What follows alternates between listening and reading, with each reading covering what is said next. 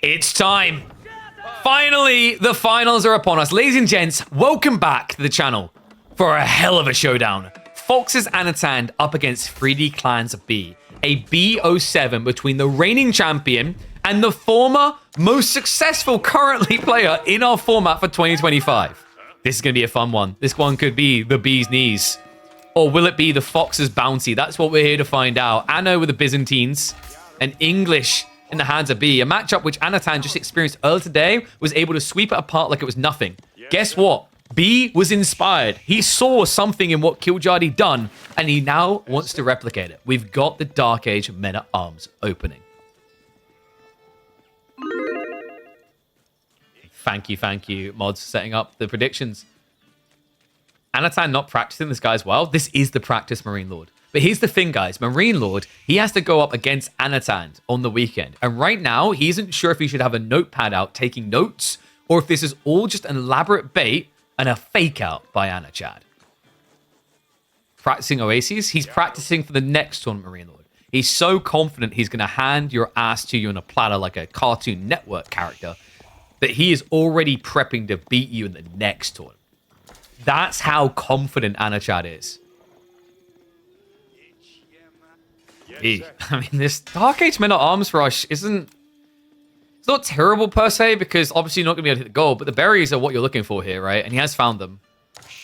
This is interesting. I think this is like a hybridized strategy against Byzantines specifically, because obviously the thing you want to outpost rush, they go for second, the berries, right? You know you're never really going to arrive quick enough to stop the gold, but you can stop them from getting their goodies.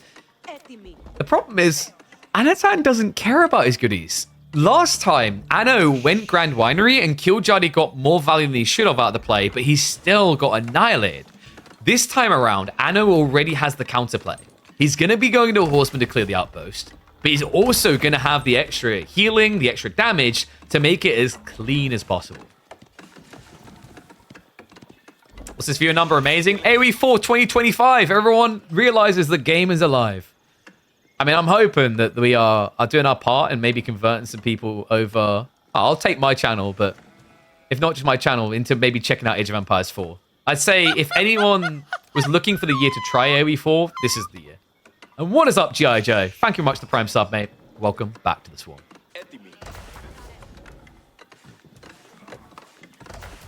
So Hippodrome coming in soon. Remember, B has crippled his own tech timing by making this play. It's a big investment, right? Wait, is he really doing this? Sir, those aren't yours. Sir? He's like, well, you didn't go Grand Winery, so you're not using them. Someone should. So, I kind of like this from B, right? Because we saw last time the reason why this play failed is that the outpost got burnt down. There was no repair. So he has the repair crew. The negative of this play is this time it's Hippodrome, which means we're going to have a lot more horsemen a lot quicker, and the possibility of Triumph to kill the tower faster.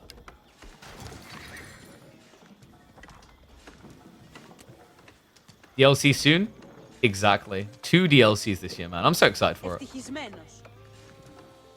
I don't expect it to be the full size of Sultan's Ascent, but like, if we're like 66% of the size of Sultan's Ascent for both DLCs, I think it'll be a very, very hype year. And the words have been banned. We won't be talking about a certain play involving hoovering up the deer because on this map, we don't have to. Oases, I think Oases is not far off being at a point where it can be entered into bigger tournaments. There's only 12 deer in total. It's just not worth going into the meta-defining play to pull those bad boys back to base.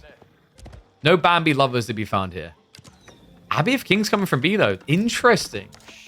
We talked about this for Killjadi's game, that maybe one of the big missteps was he went into Lombos, right? It enabled his opponent to get away with horseman value. This doesn't, right? Because you're not going counterspell, you're not building into Lombos, which are already going to be countered. So just great read from both players. I love these adaptations we're seeing. And I mean, this is adaptations based off of a previous game, right? Like, Anno learned his lesson from his game against Killjadi, and B was at least sitting there taking some notes too.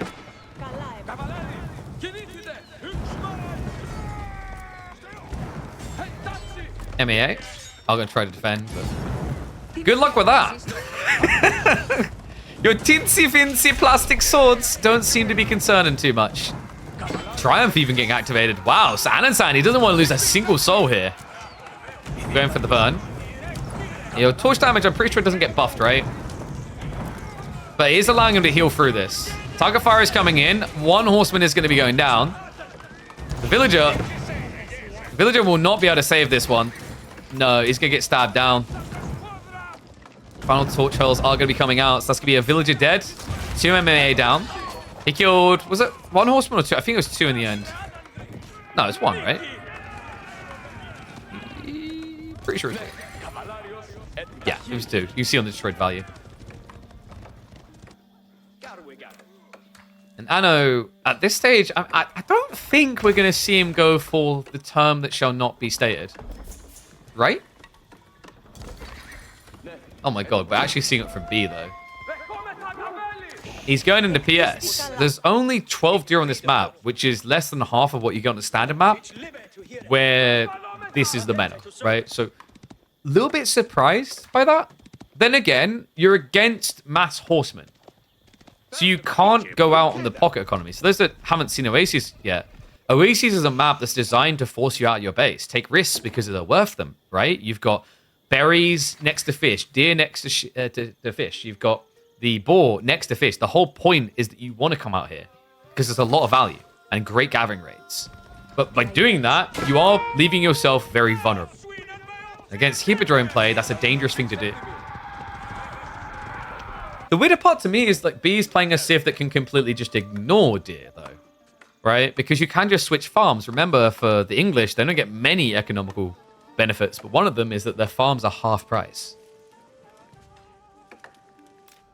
And yes, B will be totally aware of the amount of deer on this map.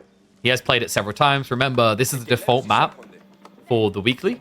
So he would have played it at this stage. I think he started in the round of 16. I might be wrong on that, though. But he's already had at least 3 games on it.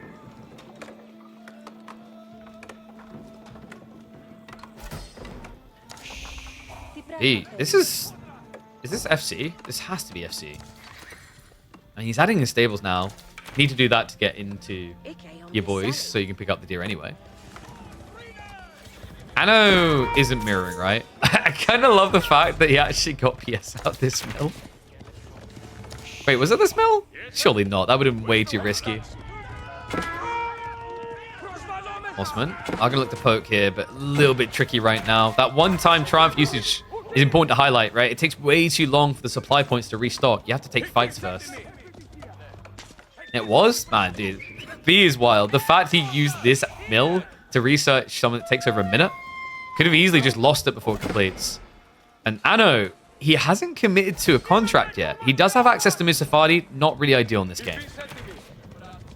Sometimes it's actually bad to place your Merc House here, because if these options are irrelevant to you, then it just feels like a waste. In theory, Camel Archers could be interesting, because your opponent has built spears, and he is building scouts.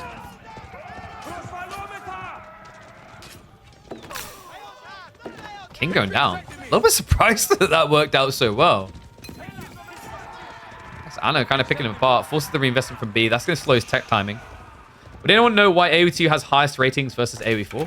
What do you mean? Like, that it has higher viewership?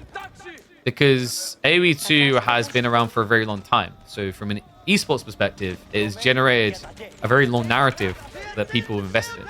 It also has huge nostalgia value. Something that sometimes gets slept on, and you can see it with StarCraft as well, I think it really doesn't get pointed out enough, is when you have a young game, people are going to be looking to play the game more than watch the game. You have to build that narrative, that story, and also, as that happens, you basically get a generational difference where your players become your viewers because they don't play as much anymore, right? Now, the other really big cherry on top is that AoE 4 failed its launch. It just wasn't a good game at launch. It's fantastic now. If they were to remarket fully this year, almost like a re-spruce relaunch, the way they did for the initial launch, I think it could easily end up being the biggest RTS within 3 years in the world.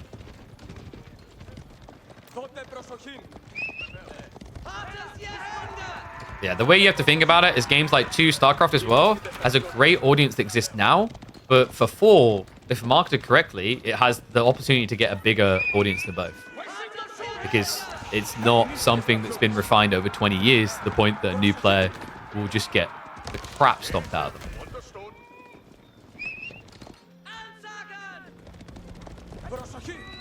I definitely recommend starting with AoE for if you're looking to get into Age of Empires for the first time. Like, the thing you have to keep in mind is, like, for 2, you're basically going to be going up against players who've been playing for 20 years.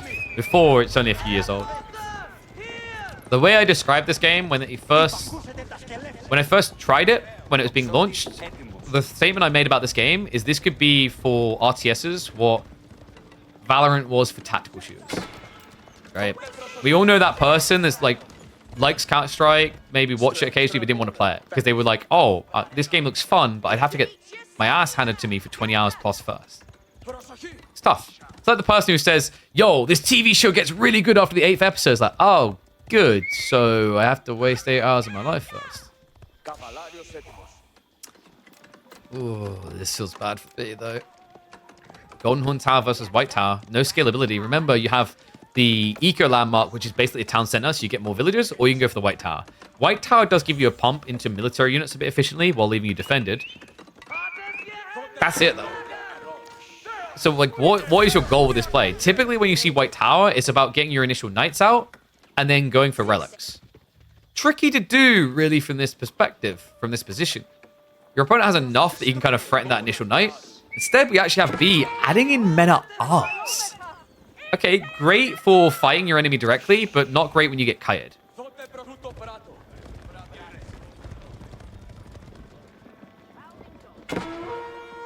And, like, the other thing, by the way, with AoE4 that makes it a lot better to experience now than before is genuinely, and I'm not just trying to upsell you to make them more money. They should pay me, though. Is the Sons Ascend DLC, and the new DLC is coming. Presumably the new one's going to have the good campaign. The Sons Ascend has the best campaign for Age of Empires. And I think campaigns, as we talked about earlier on the stream, it's such an important way for people to get into RTSs. Accessible game mode, right?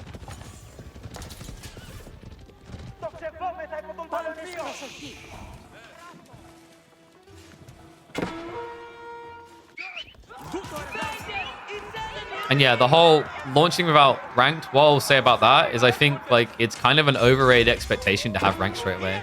Deadlock didn't have ranked straight away. But, I don't know, I think there's an expectation around ranked modes is kind of unreasonable. It's not always as necessary as you think when a game first launches. It's nice for the progression, but, like, if the game has enough content to you to sink your teeth in, it doesn't matter that much straight away. Like, actually, releasing rank too quickly can have a polar opposite effect on your game, if that makes sense. Like, I know some Call of Duty creators highlighting this recently. They think that they released rank for Black Ops 6 too quickly. So now people have nothing to do or grind for. So, we've got Cataphracts from Anno. This is pretty effective. I was a little bit surprised considering we went Golden Horn Tower. Typically, you want to do this with System because you get the heal. He has got Lombos, though, right? So, there's a block with the Spearman. B's also just got a tricky problem here, man. Like, what do you do for food? Pro Scouts has kept you alive for now, but now you have to add in farms. And that White Tower is forward-facing. If the White Tower is back here, you'd have a strat, right? Build the White Tower, build the farms around it. Are you going to try to walk and build your farms here in front of it against Lombos? That's a death sentence. So Anno's in a really good position to constrict the entire map now. Just circle the base, don't overcommit, don't dive. English is one of the hardest civs in the game to dive because the outpost defenses, or the stack defenses rather, are too good. They do too much damage. Cheeky little horseman raid. We do not have the buff damage though. No Exploratores. You can get too much out of that, but the horsemen are mostly disposable at this stage. The Cataphracts are the MVPs, and he knows. Can he get there quick enough? We actually have Musafadi coming through. I don't think that's as much intentional as accidental due to the Golden Horn Tower, though. Don't really want Musafadi into English that often. Not unless you know they're mass men-at-arms. Full up. Alright, that guy is living the pipe dream. Tricky issue for me. Did we forget about something here? The gold has been so hard to get his hands on, right? He hasn't been able to get the veterancy. Canada is now coming, so that could delay him further. I mean, these horsemen are just paper without it. Executing up now. Lombos are still looking to intercept. Cataphracts are diving in. B will notice what's happening here. Still lose more. There is a trample available, so you can charge pass. Find the additional worker kills. Still ripple over. Remember, most of the army is out of the base for B. Behind this, we do now have 2 TC from Anatan. So he's getting scalability online.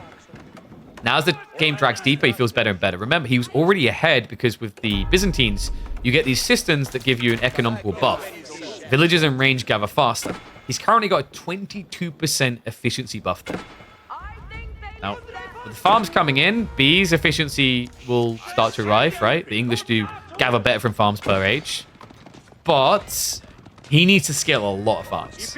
And that still doesn't fix his other resource issues. Cataphracts, a little bit overwhelmed. Death by 100 teensy tiny pokers. Honestly, I love Cataphracts. Oh no, you've caught me. Just jumps out. I just love how Cataphracts spit in the face of how important positioning is in an RTS. Oh, what's that? I've overextended? Let me just press my escape button. It's a bloody effective escape button.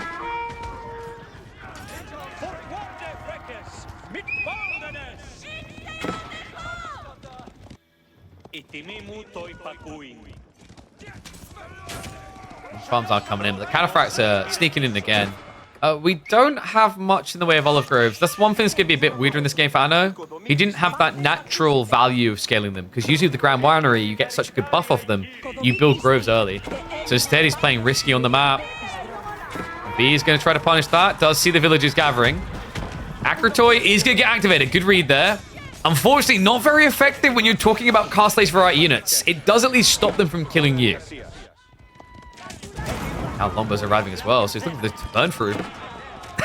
Got quite a commitment over here. Remember, this is the only gold gathering that B has right now. He's kind of stuck scaling only horsemen at this base. Not a great unit to have. Not when your opponent is going into more of a kind of heavily armored perspective, right, with the Cadders. Now, trebuchets as well, so just look at the brute force his way in. I mean, Anno looks like he's full control of this game, right? Like, I haven't seen B do anything substantial that's put him ahead, or even put him back in contest here. It's going to be 5 relics for Anno.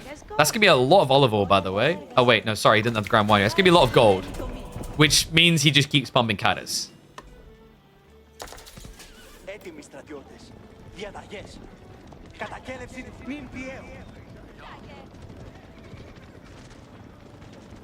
Spearwall can stop it, but yeah, so the trample ability for Cataphracts, it just allows you to charge 3 units.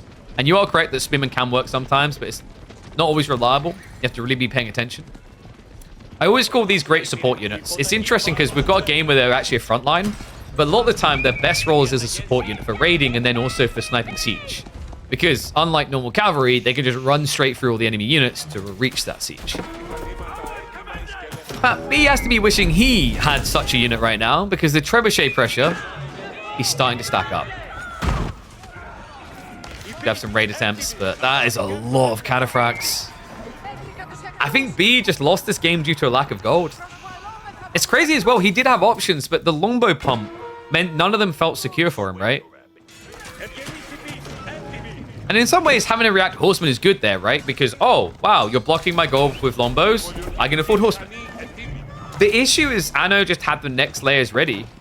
Musafadi actually kind of proving beneficial. The mass play into Cataphracts uncountered, right? Because your opponent has longbows, you have to answer that before going spearman, which means you don't have a solution. What do? Do you do crossbows? Once again, that's going to be gold. I just think Anno played this really well, holding B hostage off the gold. I think this is why also Age of Empires 4 is a lot more riveting to watch these days, as players in general have got better at punishing each other for not using the map when necessary. This game was lost for B because he couldn't sneak his way onto gold. Because instead of Anno just taking a chill pill after getting his 5 relics, he's continued the pressure. He's not allowing that comeback window that we would have seen in the meta even as early as like 1.5 years ago. And now it's beginning to crumble. White tower down. Horsemen are going to sally forth, but there's 14 Cataphracts. waiting to play. Only 5 of them here right now. Mustafadi are going to reinforce. He goes after the trebuchets. Great, but the white tower's already down. On top of that, it's not even hitting the right targets here. Gets a few of the trebs finally. Second wave of horsemen is coming in. They finally ignore the cataphracts, but it's too little too late. Game 1 will be an opening win for the reigning champion. So we actually have one of the pro players in chat saying he's not sure what to do as the Delhi here to win. If anyone in the Midweek Masters could show you the way, it has to be Anachad, also known as Anno Rising in 2025. This man seems to know no limits. He's on the verge, on the cusp of climbing Mount Olympus and slaying gods. B, I think people would agree, and it doesn't mind me saying demigod level. He hasn't reached the credence, the success of, say, Vortex, Beastie, and Marine Lord on S-tier tournaments, but he's a player that's been in the running. I realistically think, actually, if it was for different groups, B would have probably made it into the top 8 quite easily. Let's see if he can show us the way of the Mongols. I think this is a matchup that, for me, historically, Delhi have looked good in. Maybe recent times it's changing. Definitely on a map like this with the silver trees for trading could be a different case. I don't think we're going to see that here, though. Not with Ghazi on the menu for the Delhi. They just have one of the best horseman units to counter you. And what is up? Lost my belief. Appreciate it for the Prime sub, mate. Remember, guys, those Prime subs are free, so smash them in. We're still going to be live for at least another 3 hours, I believe. So plenty of content to catch.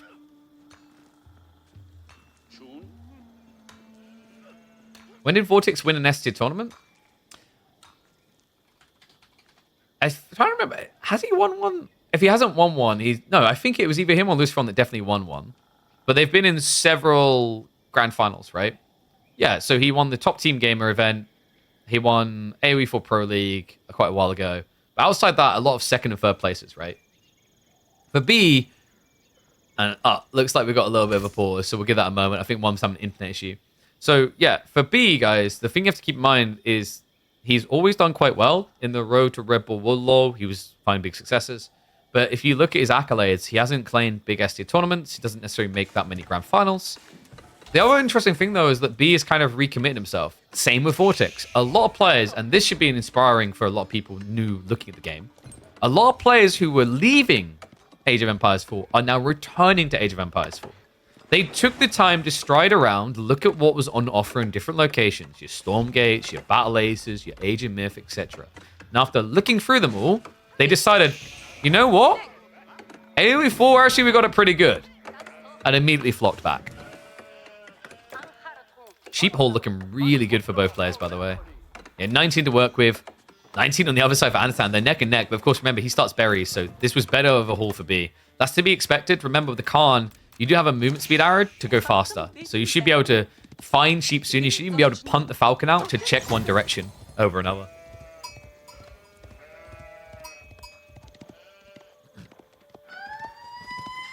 I don't like the idea of someone saying B's a choker. I'll take the bait and I'll address that. I don't think B is a choker. B is an innovator. The reason why you see B do very well in the early phases of tournaments and then potentially fall flat later is the surprise factor. He's an incubator. He goes in and he finds strategies and he innovates. However, people who iterate and adjust can make big strides against you there. There's the shock factor of the first reveal, and actually we saw this, right? B versus Vortex the first time around, 5-game series. Second time in the EGC tournament, it was a 3-0 wash. What was the difference? Fundamentally, the difference was that B had revealed his hand and Vortex had solved it.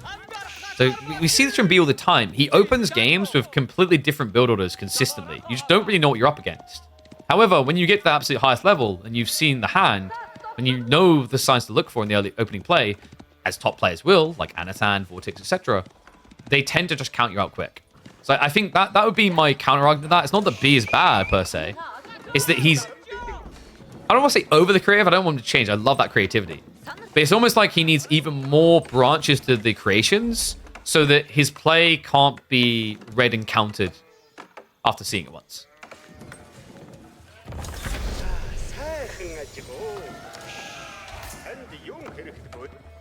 So tech up complete. In this matchup, we're actually going to get pro scouts coming from B. Yeah, I've seen Mongol players trying Pro Scouts, and in the past I haven't been really sold on it. But I feel like it's growing on me a little bit. We've had 2 Mongol games recently with Pro Scouts, and it's actually looked pretty solid. Which has surprised me, because it feels like a Civ that should feel quite underwhelming for the player. One cool thing you can try to do is the double scout pump. I just don't think it's worth the stone cost. You're better to invest that elsewhere. And interesting players here. Interesting players afoot, because Anno didn't open with Ghazi. He opened with Spearman.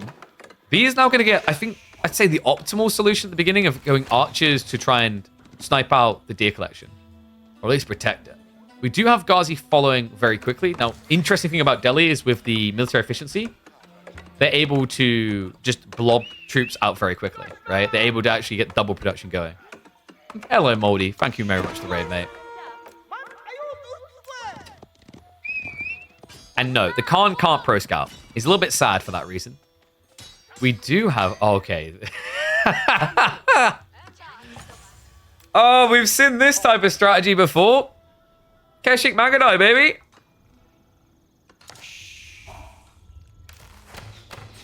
This has become quite popular at the moment, actually, and for good reason. We're in a Pro Scouts meta, right? The weird part is usually it's better to counter rapid Pro Scouting. Delhi don't rapidly Pro Scout. You're rapidly Pro Scouting. They're doing those slowly.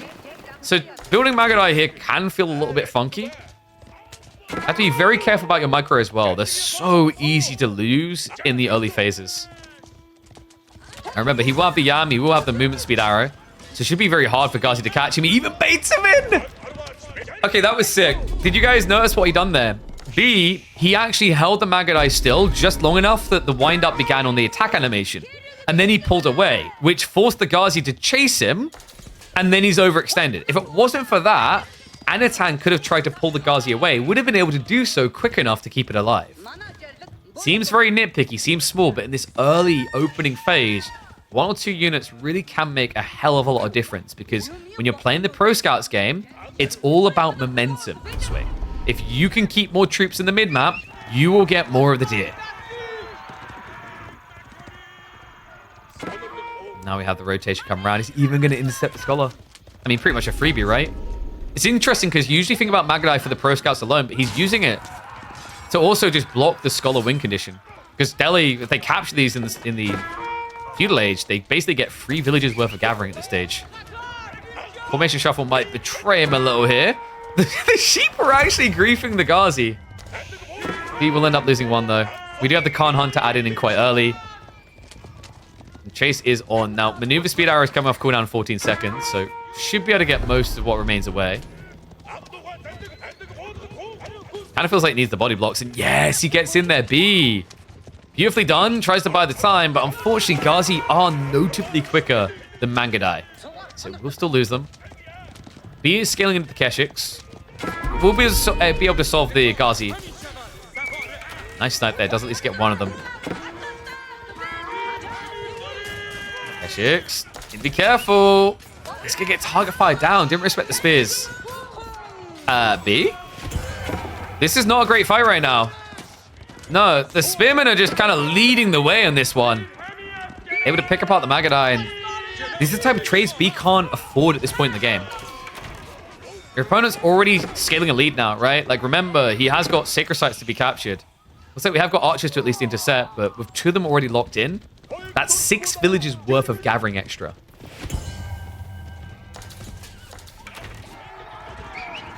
And no, we don't have a redemption bracket in KPMM. You can see the brackets here. For good reason, we use open scheduling to be more inviting to players being able to play whenever they can.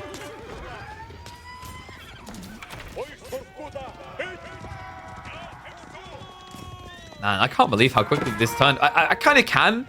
This is the thing about Magadai. These mobile cav archers are really dangerous in the right circumstance, but super situational. And I don't know if this was really the situation. This would have been the time, by the way. Now when Anatan has Pro Scouts in, you could have sniped the deer easily. But he done it early. And I don't think he found enough.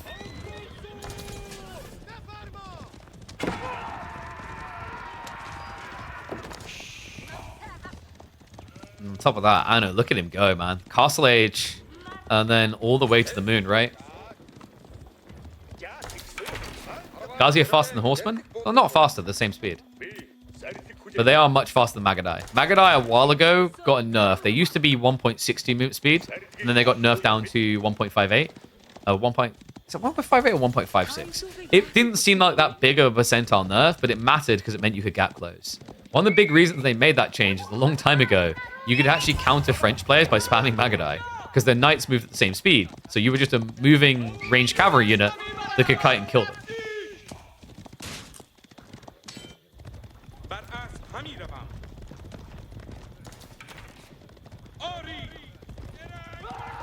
There you go. See? 1.88. You thought Ghazi are faster? It's probably something to do with the animation. Like, for example, if you watch an Order of the Dragon Gilded Knight, because they're bigger than normal knights, they technically look like they're moving slower. But they're actually the same speed. So I think it's something to do with the size, because Ghazi do look a little bit bigger than Horsemen. So it's probably like an optical illusion in that regard. Is Horseman the fastest unit in the game? No, that would be, by default, would be Yuan Raiders. Yuan Raiders have 2 movement speed by default. And yes, a knight is now faster than Magadai, but before they were the same speed. So the only way a knight could touch a Magadai was by charging. The problem is, when you were a French player and you began charging, a Khan would just activate speed arrow and you couldn't touch them. So tech up complete though, and we have a problem. B is stuck.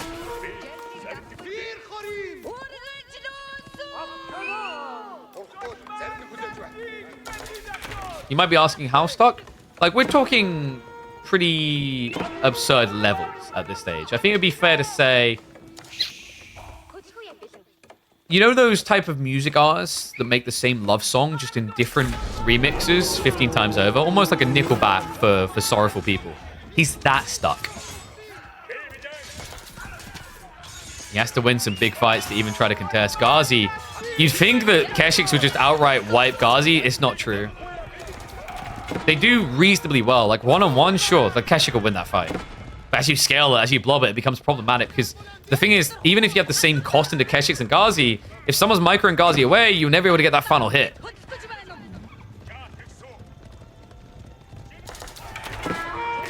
Second wave Keshik is going to arrive. That'll scare him away. But remember, Anatan behind this is picking up relics.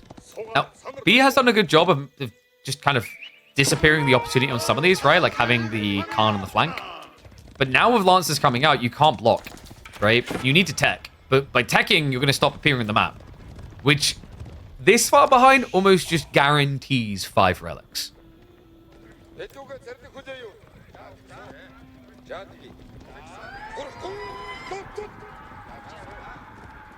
Yuan Raiders are hard locked behind a landmark and 1k resources?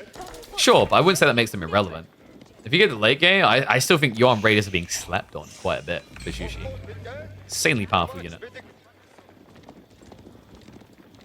B barely got any gear.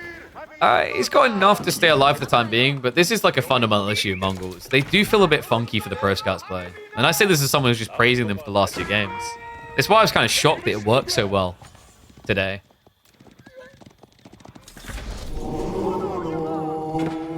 Hello? Not gonna work out. But Anno has got the other 2 relics coming home, so it's gonna be 4 relic play for him. He just still doesn't have an age up. There is a small window of opportunity here, folks. B has 1 play. It's Archer Blob into Kurotango.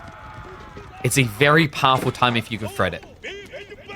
To make it better, Anno is building spears, which enables the play. In fact, to make it better, Alatan looks like he's going for that Imperial play. This is insanely greedy. It's crazy. I think if Anno just played the Age, B's dead. But this is giving an opening. This game is close to over, but definitely not decided yet. The one risk for B is if Anatan reinvests into War Elephants, he has no solution. His entire army is countered by War Elephants.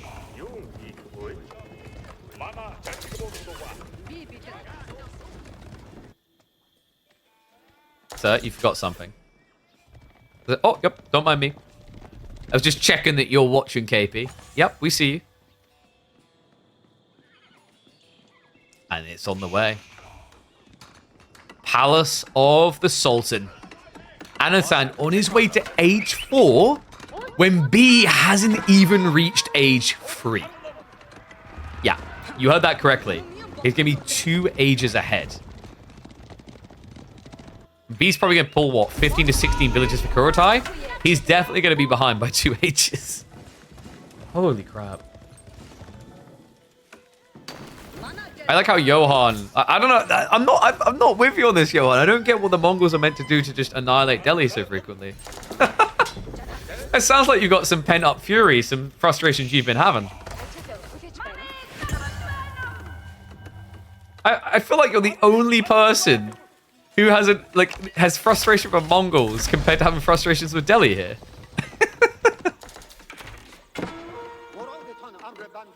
All right, 1s if you hate Mongols more, 2s if you hate Delhi in the current meta.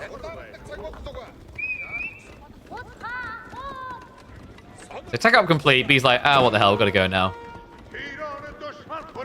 If I asked you guys a year ago, you'd probably say Mongols. But in the current meta, yeah, that is a lot of 2s.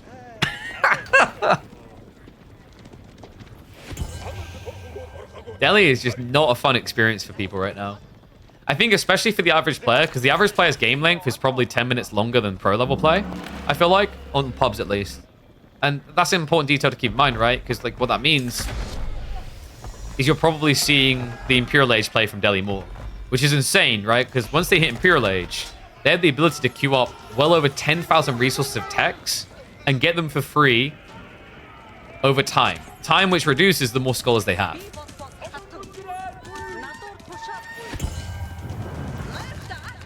We do have a backstab attempt here. The Kurotai is going to be parked around the back. Makes sense to the keep on the front. Game may not be over yet, but one way or the other, I think it's going to be over very soon here. Anatan's eco isn't infallible, right? Like, he's only got 57. If he loses 30 villagers, guns. Getting 30 villager kills is a challenge here, though. And we mentioned this. The perfect counter is War Elephants. He literally has nothing for this. He's adding spears now, but they're not here. He doesn't even have the yam. That's at least on the way. Here's the thing. You'd think, oh yeah, like 10 spears to kill an elephant. That's good. No, you need a lot of spearmen. Because ever since they added War Elephant splash damage, these things have been absurd. 850 HP and headbutts in front of it for 50 damage. It's not even remotely reasonable for a unit that only costs 750 resources. And guys, it's about to get a lot more tanky in here. Yep, you're seeing that correctly. Armored beasts in a minute and a half. Biology's also been queued up for 5 minutes away. Oh, God. Do or die for B. He has to know he's all in here as well. He's going to try to go for the dive. Villagers are going to garrison successfully. Do have the Sultan's Elite Tower Elephants coming out. Love the pull of the relics here. I know. Is he thinking about using them? No, he's just looking to garrison them somewhere safer. Makes sense. You don't want to try to wall onto mass archers. Now keep in mind... Okay. And that's what we think of the Mongols against Delhi. Didn't even try for the fight.